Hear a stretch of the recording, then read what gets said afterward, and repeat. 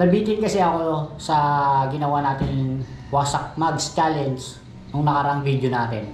So ngayon, nag-iisip ako kung ano ba yung magandang gawin natin dito sa mags na to para masubukan natin yung tibay. Ito pa rin yung mags na ginamit natin last challenge natin, ay yung pinapalo natin doon sa mga malalaki yung katawan. Ayan, mga pinagpaluan nila. Isa, dalawa, tatlo.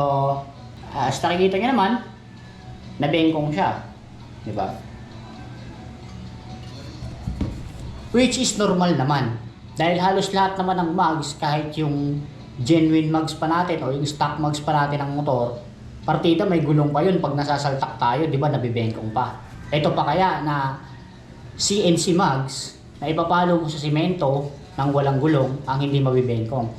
Ang challenge kasi natin dito is mabasag kasi gusto nating malaman yung tibay niya eh.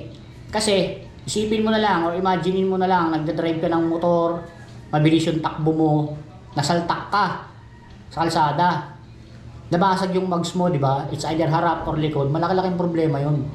It's either pwede ka talagang madisgrasya dun. Pero kung yung mabibengkong lang, nagagawan pa ng paraan yan. Pwede mo pa yung pa-repair dun sa mga nagpapalo ng mags, di ba? So, kung hindi siya mababasag sa gagawin nating next challenge, solid. Sobrang tibay nitong mags na to. So, paano? Maghahanap tayo ng lugar. O kahit ano, bahala na. Kung ano yung madadaanan natin sa daan na pwede natin subukan yung tibay nito. Tara, let's go. Sakto, meron ditong construction dito sa kahabaan ng Governor's Drive. Ayun. May nakita tayo Pison. May paalam tayo kay kuya kung pwede natin pasagasaan yung mags din. Siyempre, maabala natin sila. Bigyan na lang natin sila pang merienda. Para masubok natin kung gaano ba katibay itong Rim Master mags na to. Tara! Ayan.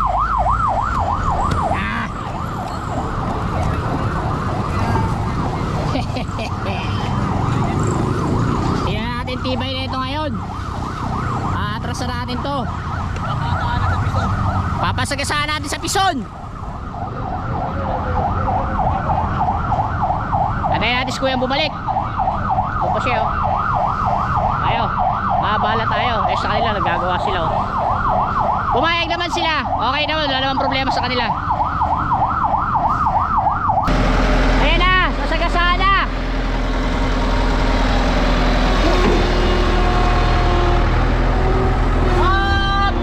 Wait lang. Isa pa kuya, pabalik. Balik.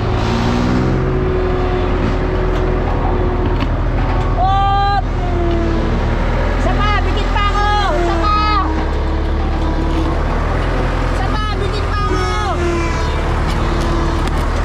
Isa pa. Okay na. Tingnan natin kung ibasag. Wala. Tigas-gas lang, normal. Ayan. Grabe, tibay. Tigas-gas lang. Pison yan Woo! Salamat kuya. Salamat.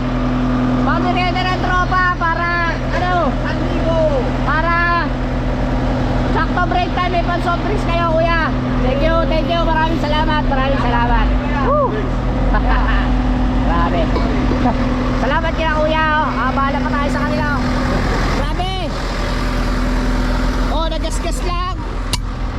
Gasgas lang hindi siya nabasag. Tibay naman ang Rim Master na yan. Woohoo! Nabitin ako doon sa likod na gulong. Try natin itong harapan yung bakal. Yan. Okay kuya. Pati.